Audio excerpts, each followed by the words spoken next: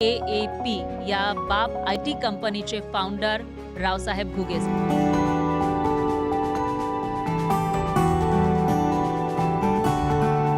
बाप company basically गावातून सुरू करायची होती मला आणि मी स्वतः त्या गावात माझंच गाव आहे ते. तिथून मी सुरुवात केली होती. मी स्वतः त्या गावातून बाहेर पडलो, IT शिक्षण घेतलं म्हणून मी अमेरिकेपर्यंत जाऊ शकलो.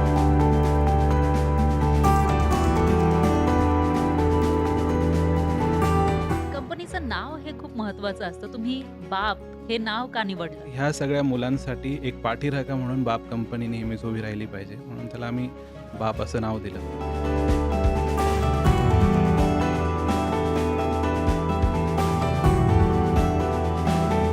लोक शहरामध्ये येतात, तुम्ही गावाकडे नेलं आणि त्या ठिकाणी इतरही मुलांना तुम्ही ट्रेन करताय. आमच्या गावात 250 कुटुंब आहेत. म्हटलं ह्या प्रत्येक कुटुंबातला एक मुलगा आपल्याकडे आला पाहिजे फ्युचरमध्ये आणि तो आर्ट्सचा असो, कॉमर्सचा असो, सायन्सचा असो. म्हणजे आम्ही जॉब 100% देतोय. ज्यांना आम्ही ट्रेन करतो तिथे त्या प्रत्येकाला तिथे जॉब मिळतात.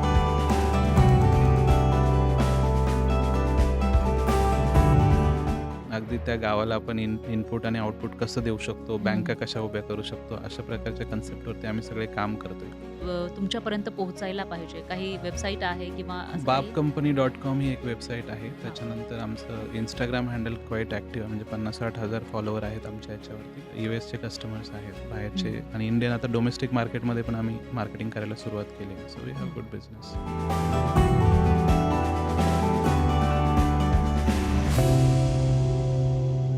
आम्ही मेनली HRMS, फायनान्स आणि हेल्थ केअर या 3 डोमेनवरती काम करतोय आमच्या कस्टमर्ससाठी. माझा फोकस हा मेनली Tier 2, Tier 3 मार्केटवरती आहे.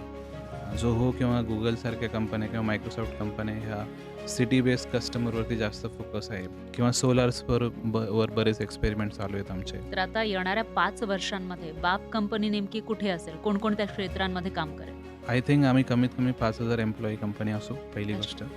दुसरी गोष्ट, आम्ही हेट्रोजिनस मॉडेल ॲक्सेप्ट केलं आहे. म्हणजे जो प्रॉब्लेम आहे तो सॉल्व्ह करूया.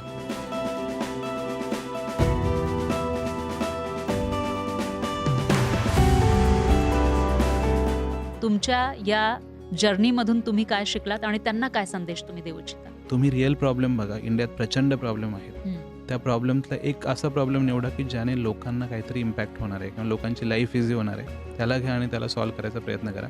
त्याच्यासाठी टेक्निकल असेल, नॉन टेक्निकल असेल, कुठलं तरी सोल्युशन तयार करा आणि त्याला सिस्टमॅटिकली एक्झिक्यूट करा. You will get success.